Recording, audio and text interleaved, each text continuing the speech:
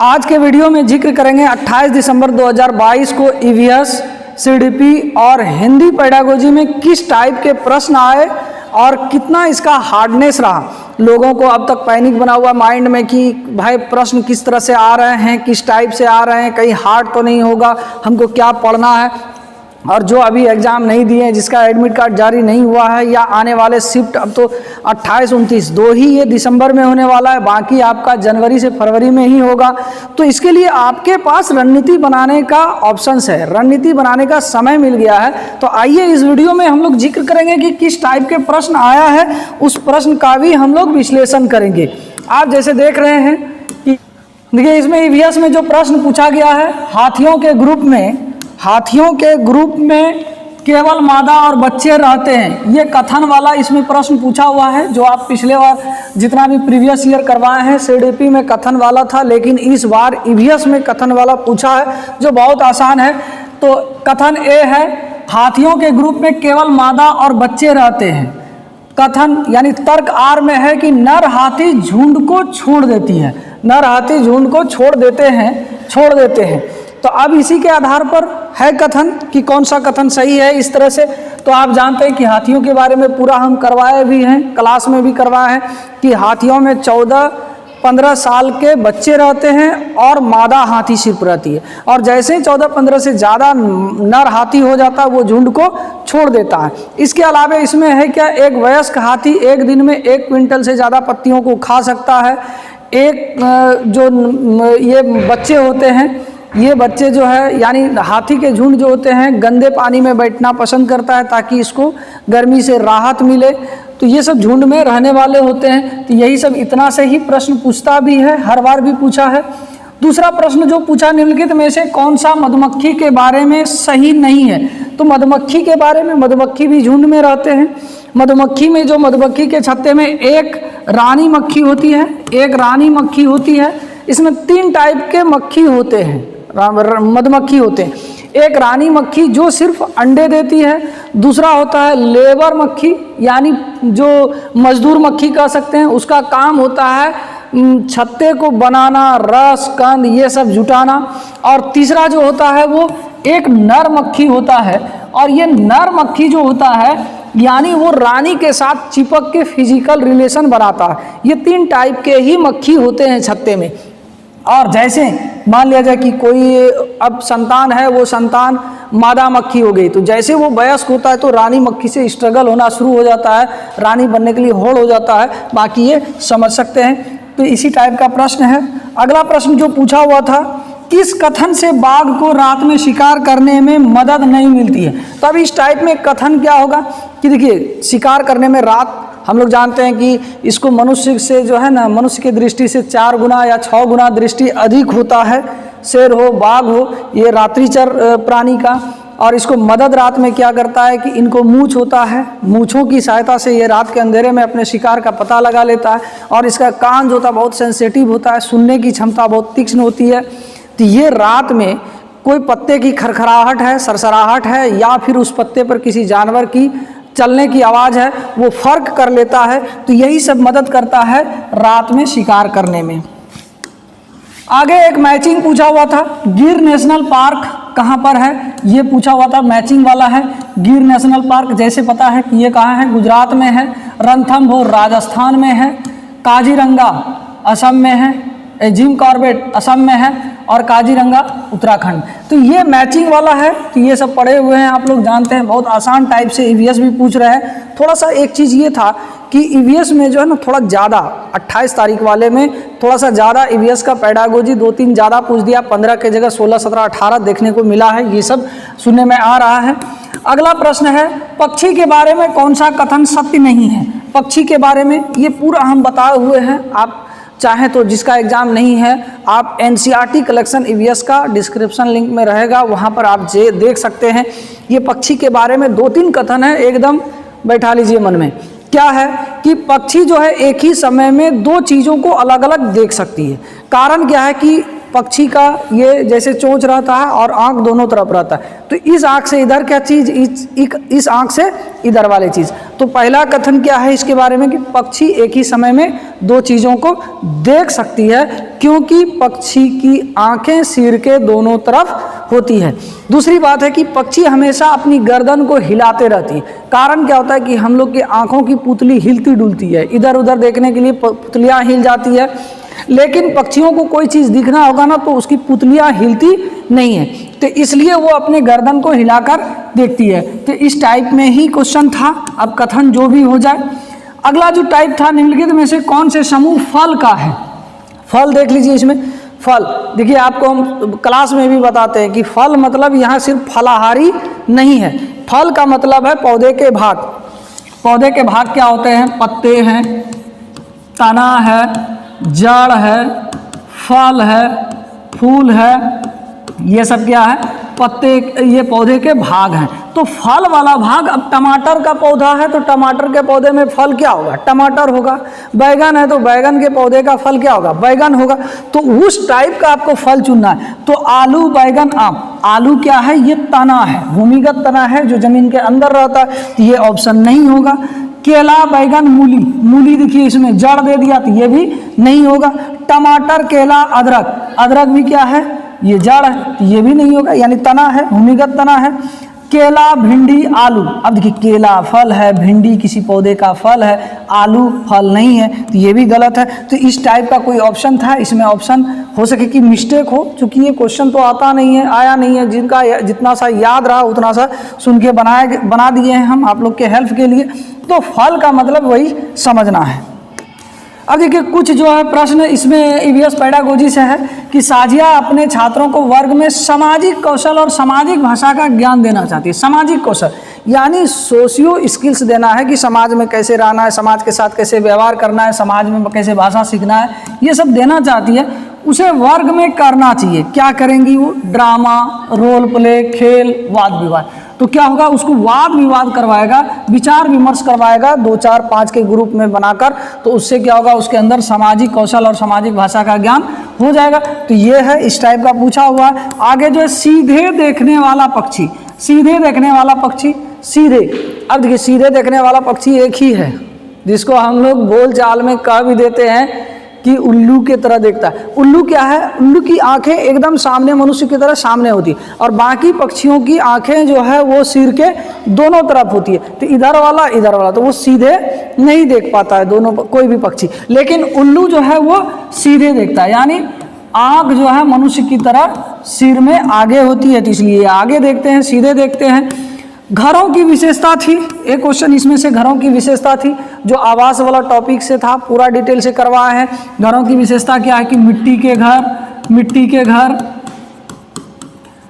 पत्थर और लकड़ी के घर, बांस या लकड़ी के घर, लकड़ी के घर, बर्फ के घर, हाउस बोट, डोंगे। एकदम रिवीजन भी कराते हुए चलेंगे हम लोग, डोंगे।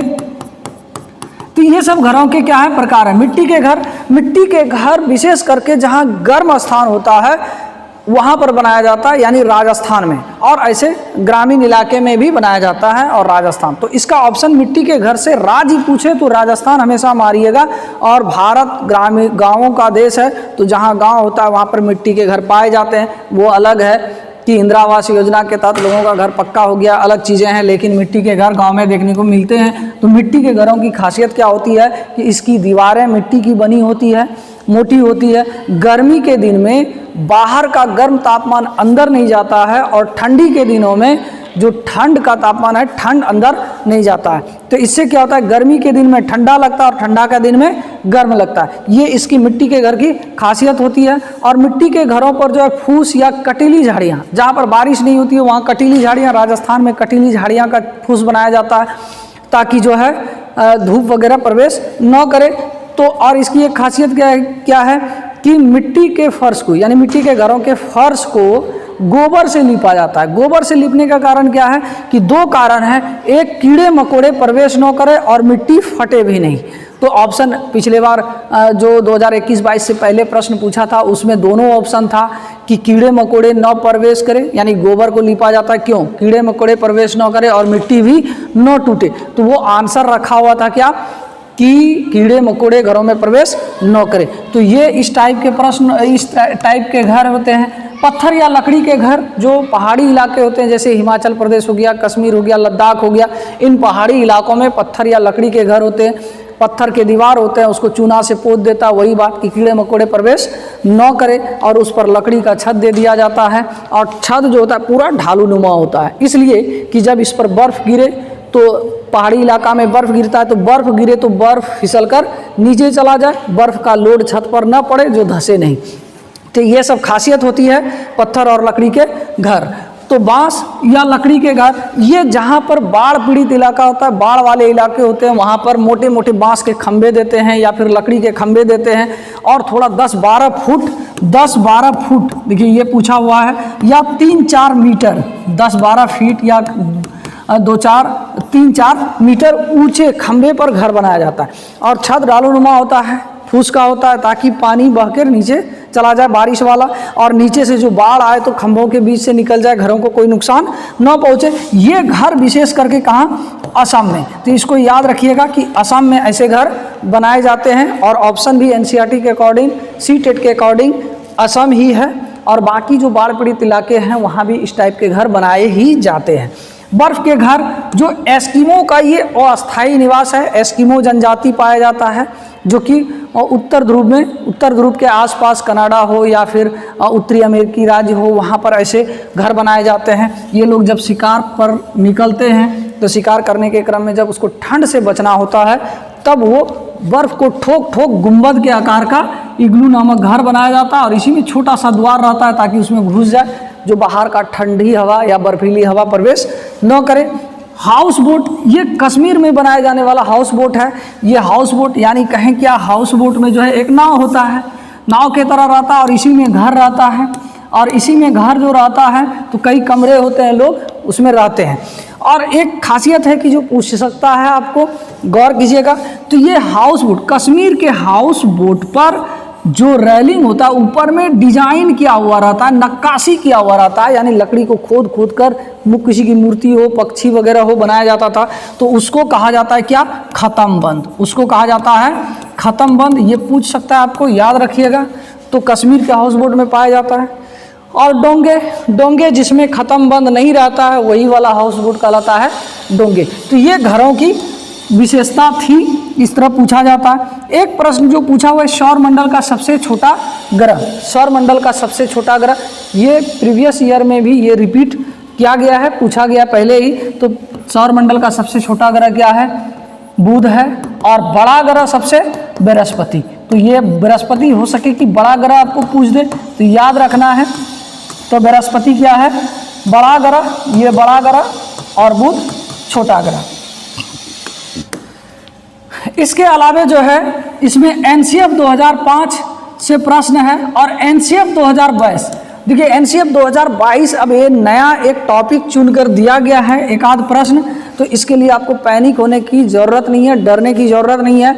और यदि आपके पास समय है तो आप इस टॉपिक को देख लीजिएगा, वरना इसके पीछे आप दिमाग खराब कीजिएगा तो बाकी जो पढ़े हुए हैं वो भी आपका चौपट हो जाएगा, और नया कॉन्सेप्ट समझने में आपको हो सके कि परेशानी हो, दिक्कत हो, और आपके लिए पढ़े हुए चीज़, रिवीजन किए हुए चीज़ मुसीबत में डाल सकता है। तो इसीलिए इसको आप ना पढ़ें तो अभी बेहतर है, और यदि खूब मेरिटोरियस हैं तो आप इसको पढ़ सकते हैं, रिवीजन कर सकते हैं।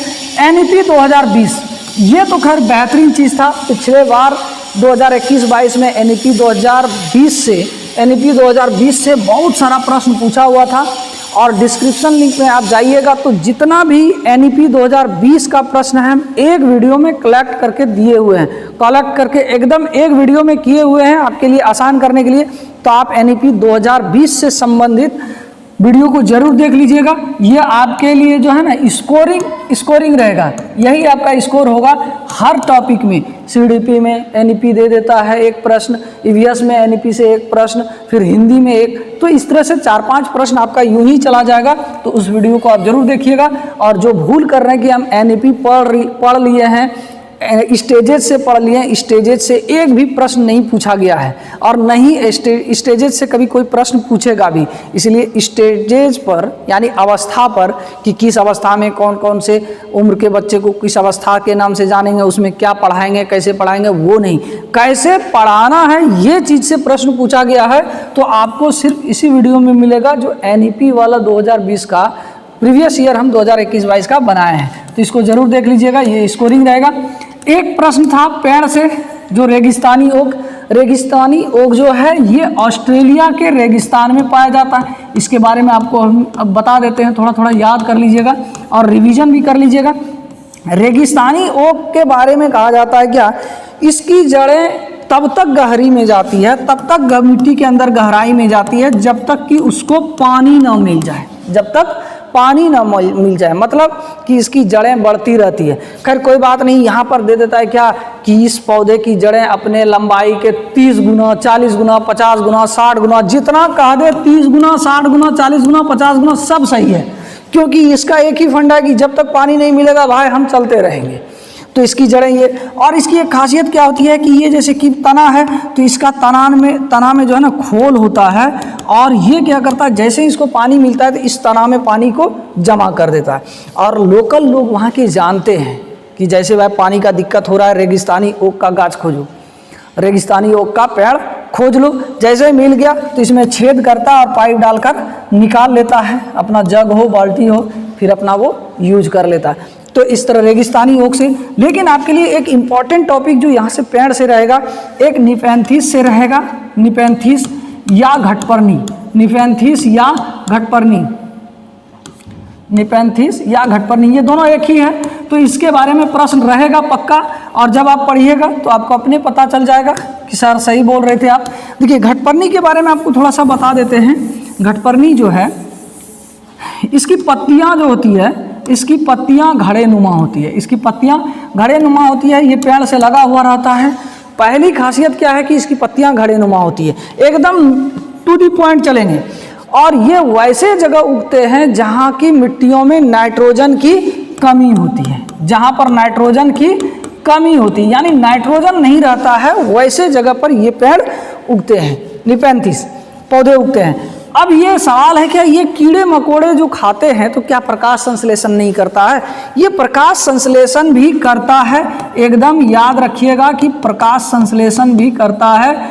लेकिन अब सवाल उठता है क्या कि ये तब कीड़े मकोड़े क्यों खाता है? अपने नाइट्रोजन की पूर्ति के लिए, नाइट्रोजन की पूर्ति के लिए ये क्यों खाएगा? नाइट्रोजन की पूर्ति के लिए।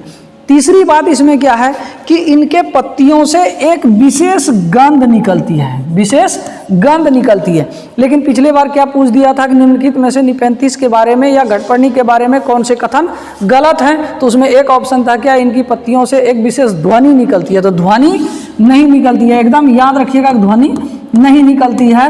क्या निकलेगी? गंध निकलती। और इसी गंध से अट्रैक्टिव होकर, आकर्षित होकर जो कीड़े मकोड़े होते हैं, छोटे छोटे जीव होते हैं, चूहे होते हैं, मेढक छोटे छोटे होते हैं, उसमें फंस जाता है। और जैसे ही ये फंसता है तो ये इसका ढक्कन बंद हो गया, ढक्कन बंद हो गया, थोड़ा देर में मर जाता है, फिर उसको नाइट्रोजन उससे अवशोषित कर लेता है, तो नाइट्रोजन अवशोषित कर लेता है। तो यानी इसको हम लोग कीटभक्षी पौधे कहते हैं।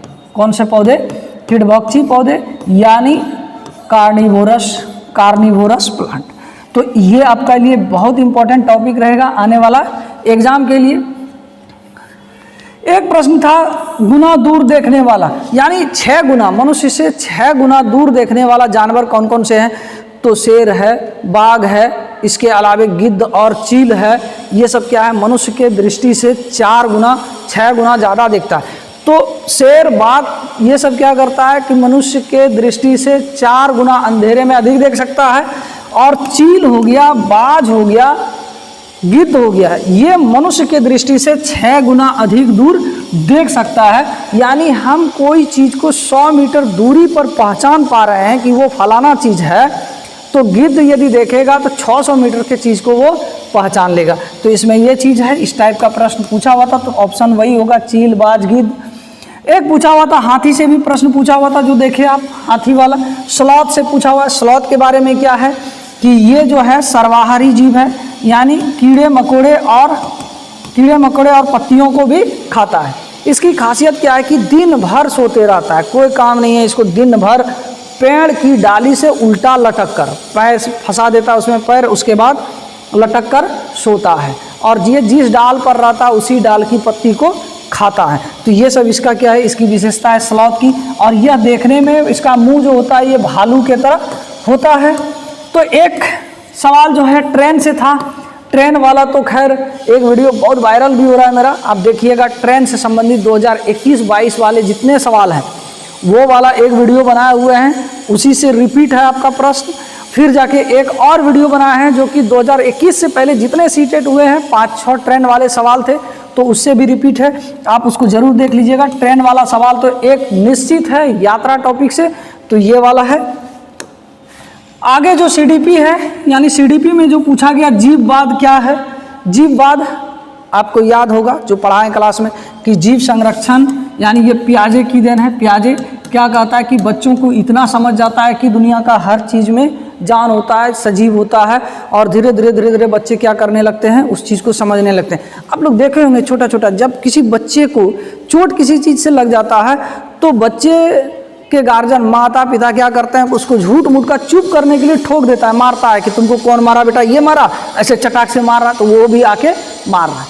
लेकिन आप अब बड़े हो गए हैं, आपको ऐसा कोई ट्रिक बताएगा तो आप ऐसा नहीं कीजिएगा। क्यों? क्योंकि उसमें जीववाद का गुण हो जाता है। तो ये चीज़ें हैं। हम तो कई बार देखते हैं कि अपने बच्चे को किसी गिर गया कहीं पर नीचे, गिरने के बाद जो है ना पैर से पूरा दे रहे हैं, यही तुमको मारा है, तो बच्चा क्या होता है, समझ जाता है कि वह चोट भूल जाता है। तो ये जीववाद। स्कीमा की देन है पियाजे वाला से तो खैर पियाजे, कोहलबर्ग और वाइगोत्स्की, ये 3 टॉपिक तो पूरे सीटेट का दामाद चैप्टर है। दामाद चैप्टर समझ रहे हैं आप लोग, दामाद चैप्टर ये है, दामाद चैप्टर पियाजे, वाइगोत्स्की और कोहलबर्ग। कहने का मतलब दामाद का जिस तरह से ससुराल में मानदान होता है, उसी तरह इसका मानदान कीजिए। यदि दामाद आपका रूठ गया तो समझिए कि बगावत होने वाला है, अशांति होने वाला था। इसीलिए इस चैप्टर को जहां आप मिस्टेक किए तीनों को, पियाजे, कोहलबर्ग और वाइगोत्स्की, ये कम से कम घुमा फिरा के 6, 7, 8 प्रश्न तक रह जाता है इससे।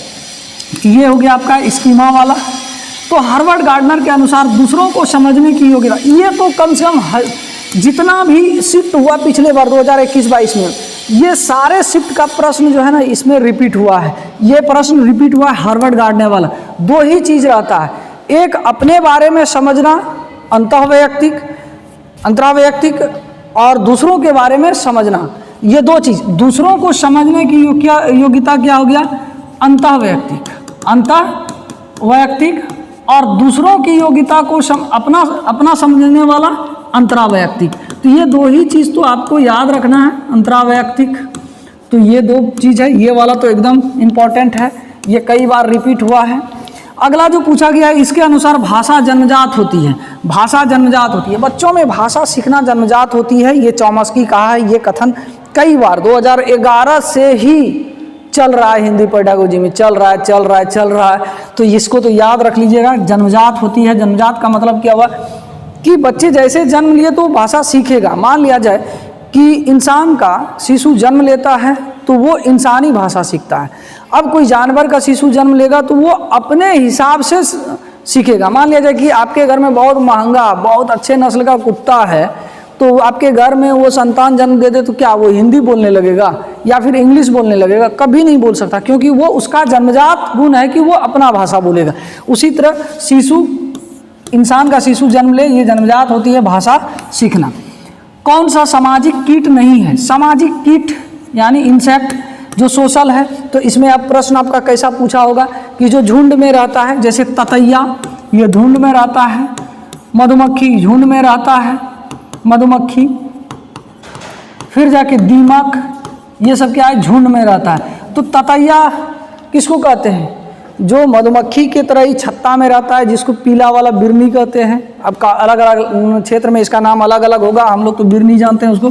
तो ये ततैया है, मधुमक्खी है, दीमक है। तो एक पूछा होगा कौन सा कीट, सामाजिक कीट नहीं है, यानी सोशल में नहीं रहता है। तो अब जो भी आंसर लिखा हो वो कछुआ लिखे, मकड़ी लिखे, गोजर लिखे, जो लिखे ये सब, तो वो एक ऑप्शन होगा। तो आगे नई शिक्षा नीति 2020 के अनुसार कक्षा कैसी होनी चाहिए, कैसी होनी चाहिए, प्रगतिशील कक्षा होनी चाहिए, समावेशी शिक्षा होनी चाहिए। जो 2020 वाला वीडियो नहीं देखे हैं, 2020 वाले सभी प्रश्न रिपीट हैं, उसी से है ये प्रश्न।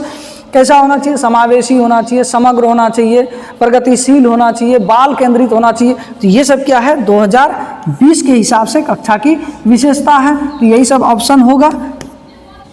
एक है अच्छा लड़का अच्छी लड़की, एकदम ये तो कम से कम जो है ना 2011 से ही ये भी रिपीट हो रहा है। अब 2021-22 में तो लगभग सभी शिफ्ट में ये अच्छा लड़का अच्छी लड़की वाला कॉन्सेप्ट जो है, ये कोहल वर्ग के नैतिक विकास के सिद्धांत से है। कोहल वर्ग के नैतिक विकास के सिद्धांत से है। ये अच्छा लड़का अच्छी लड़की किस में आता है, आपको 3 अवस्था बताए थे पियाजे वाला, पूर्व परंपरागत अवस्था, दूसरा परंपरागत अवस्था और तीसरा जो है उत्तर परंपरागत अवस्था। तो परंपरागत अवस्था में क्या होता है कि बच्चे पारंपरिक गुणों को, परंपरा को, रीति रिवाज को, जो समाज में कानून है, प्रथा है, उन सभी को वो जानने लगता है और उसी के अकॉर्डिंग बच्चे भी व्यवहार करने लगते हैं कि हम ऐसा करेंगे तो हमको लोग अच्छा लड़का कहेगा, हम ऐसा करेंगे तो हमको लोग अच्छी लड़की कहेगी। या फिर दूसरे तरीके से आप ये भी कर सकते हैं कि बच्चे को इतना ज्ञान हो जाता है कि जब वो गलत करने लगता है तो उसको लगता है कि लोग क्या कहेगा, यानी वो सोच रहा है कि हमको लोग अच्छा लड़का अच्छी लड़की बोले। तो ये परंपरागत अवस्था का है। ये भी वीडियो आपको मिल जाएगा, डिस्क्रिप्शन लिंक में देखिएगा। पियाजे वाला, वाइगोत्स्की वाला और कोहल वर्ग वाला, इसमें हम MCQ भी करवाते हुए वीडियो बनाए हैं। हालांकि उस समय बिना डिजिटल वाला बोर्ड था, तो ये वाइट बोर्ड में बनाया है, लेकिन कॉन्सेप्ट अच्छे से आप समझ जाइएगा आने वाला एग्जाम के लिए।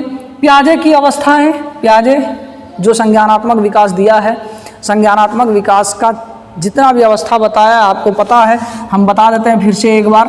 पियाजे ने अपने संज्ञानात्मक विकास को 4 अवस्थाओं में बांटा है।